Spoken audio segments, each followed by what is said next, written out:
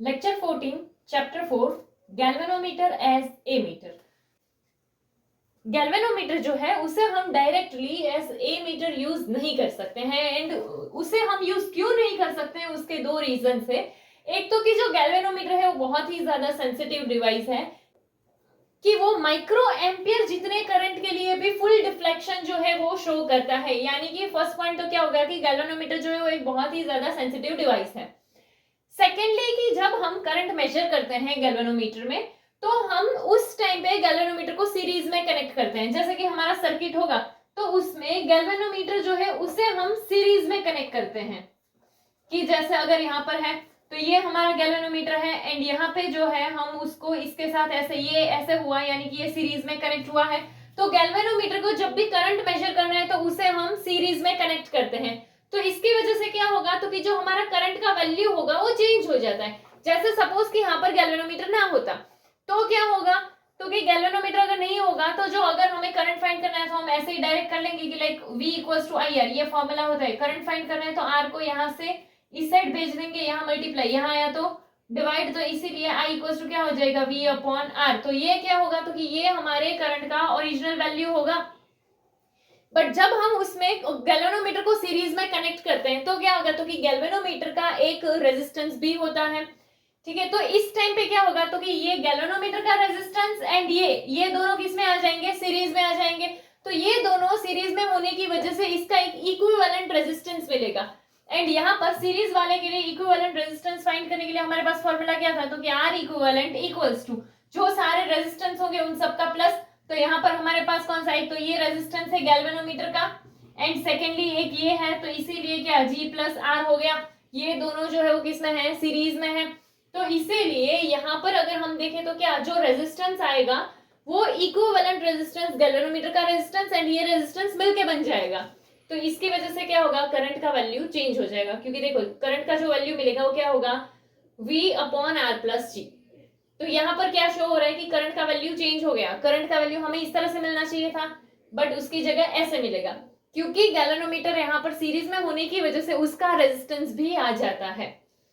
Now अगर हमें इस डिफिकल्टी को सॉल्व करना है तो उसे हम सॉल्व कैसे करेंगे तो इसको सॉल्व करने के लिए हम एक बहुत ही स्मॉल रेजिस्टेंस जो है उसे गैल्वेनोमीटर से पैरेलल में लगा देंगे। जैसे देखो यहाँ पे ये हमारा गैल्वेनोमीटर है तो उसके पैरेलल में ऐसे हम एक स्मॉल रेजिस्टेंस लगा देते हैं एंड इस स्मॉल रेजिस्टेंस को क्या बोलते हैं शंट। तो यहाँ पे अगर हम देखें तो जैसे यहाँ हम ऐसे एक पैरेलल में एक स्मॉल रेजिस्टेंस लगा देंगे तो ये शंट यहाँ पर आ गया। तो देखो अभी शंट कहते किसको है तो कि स्मॉल रेजिस्टेंस कि जिसको हमने गैल्वेनोमीटर से पैरेलल में कनेक्ट किया है तो उसे क्या बोलेंगे शंट। सो यहाँ पे होगा क्या शंट का जो वैल्यू है, शंट के रेजिस्टेंस का जो वैल्यू है वो कैसा होगा तो कि वो बहुत ही ज्यादा स्मॉल होगा।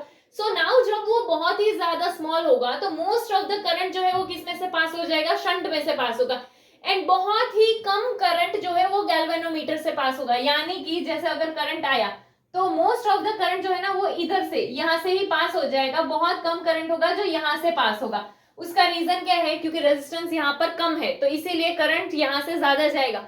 यहाँ पे रेजिस्टेंस ज्यादा है तो करंट यहाँ से नहीं जाएगा, बहुत ज्यादा निग्लिजिबल जितना करंट जो है वो यहाँ से जाएगा क्योंकि करंट जो है वो ऑलवेज उस पाथ से जाता है जहां पर रेजिस्टेंस कम हो।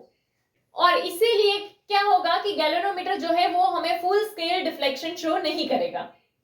नेक्स्ट, नाउ अगर हम इसमें इक्विवेलेंट रेजिस्टेंस फाइंड करें किसका, गैल्वेनोमीटर एंड शंट का। ठीक है कि यहाँ पर ये गैल्वेनोमीटर का रेजिस्टेंस है एंड ये शंट का रेजिस्टेंस है एंड इन दोनों का इक्विवेलेंट रेजिस्टेंस हमें फाइंड करना है। तो पहले तो ये दोनों किस में है, पैरेलल में है। नाउ जब भी को रेजिस्टेंस पैरेलल में होते हैं तो उसका इक्विवेलेंट फाइंड करने के लिए फॉर्मूला क्या है तो कि 1 upon R equivalent equals to 1 upon R1 plus 1 upon R2 ऐसा फॉर्मूला होगा।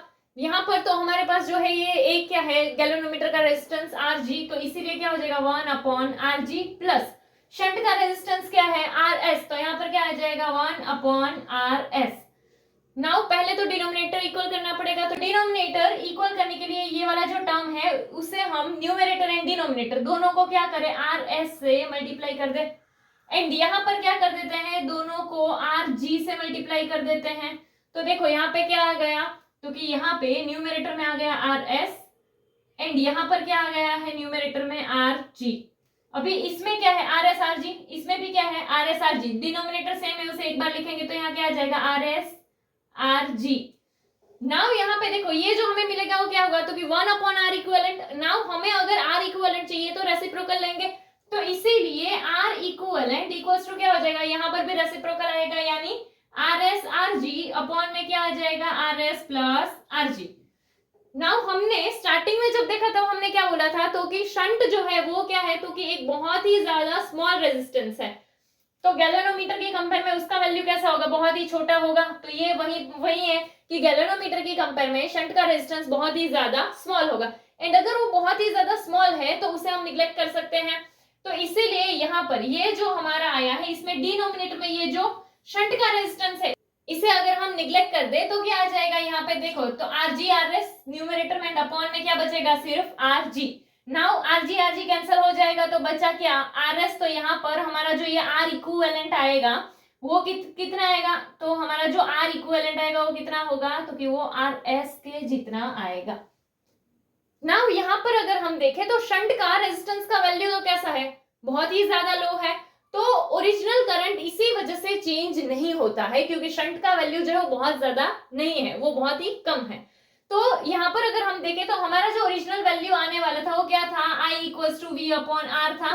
सो नाउ यहाँ पर अगर हम देखें कि जब हम शंट लगाते हैं तो उस टाइम पे क्या होता है, तो देखो पहले तो हमारा ऐसे होगा एक रेजिस्टेंस एंड ये हमारा सर्किट है, तो उसमें क्या होगा इन दोनों का इक्विवेलेंट जो रेजिस्टेंस आएगा वो इसके साथ किस में आ जाएगा, सीरीज में आ जाएगा।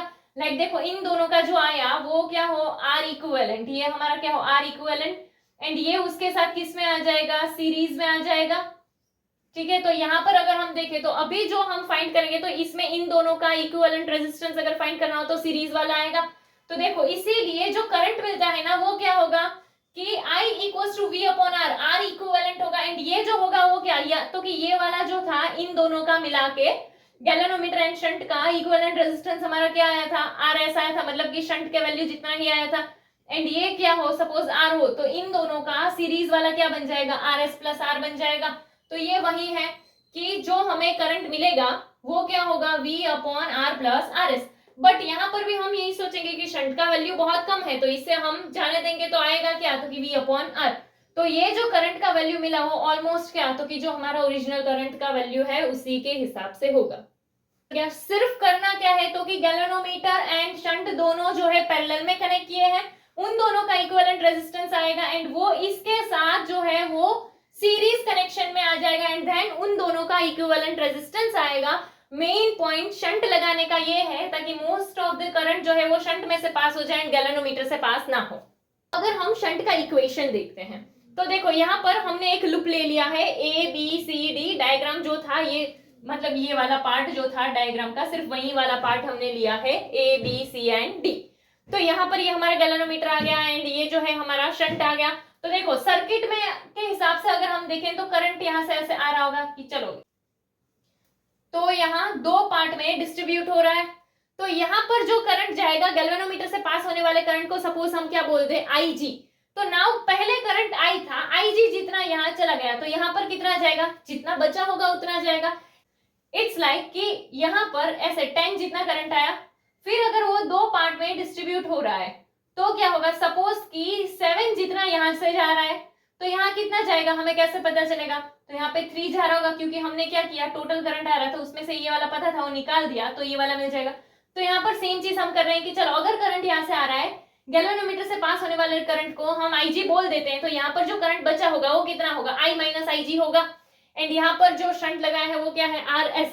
नाउ अगर हमें ये लूप लेना है तो हम किरचॉफ रूल यूज कर सकते हैं। यहाँ पर किरचॉफ रूल के अकॉर्डिंग अगर हम देखें तो यहाँ पर देखो ये हमने लूप लिया है A B C D A, and galvanometer जो है उसका रेजिस्टेंस आर जी है, उसमें से पास होने वाला करंट आई जी है, एंड शंट वाले के लिए अगर हम देखें तो शंट जो है वो क्या आर एस लिया है एंड उसके लिए जो करंट है वो क्या आया है आई माइनस आई जी। नाउ किरचॉफ रूल अगर हम अप्लाई करते हैं किसके लिए, ए बी सी डी ए के लिए, तो देखो हमारा डायरेक्शन क्या है, हमारा डायरेक्शन ये वाला है।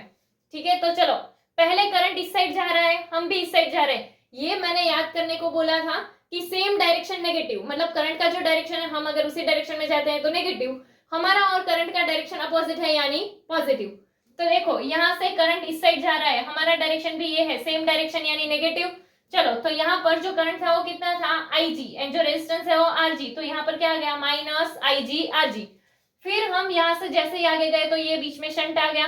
तो यहाँ देखो करंट इस साइड से आ रहा है, करंट यहाँ से ऐसे आ रहा है, हम ऐसे जा रहे हैं, अपोजिट डायरेक्शन है यानी पॉजिटिव। चलो तो जो करंट है वो क्या है, तो कि I माइनस IG, एंड जो रेजिस्टेंस है वो क्या है RS, एंड यहाँ पर इक्वल टू क्या होता था 0। तो यहाँ पर अगर हम देखें ये वाला माइनस है, इक्वल टू के यहाँ आएगा तो प्लस आ जाएगा। तो यहाँ देखो क्या आ गया IG एंड RG, ये वो यहाँ पर आ गया। अभी अगर हमें शंट फाइंड करना है तो ये पूरा मल्टीप्लीकेशन इक्वल टू के यहाँ आएगा तो डिवीजन, तो इसीलिए वो नीचे आ गया I माइनस IG। तो ये हमें क्या मिल गया, ये हमें शंट के लिए इक्वेशन मिल गया।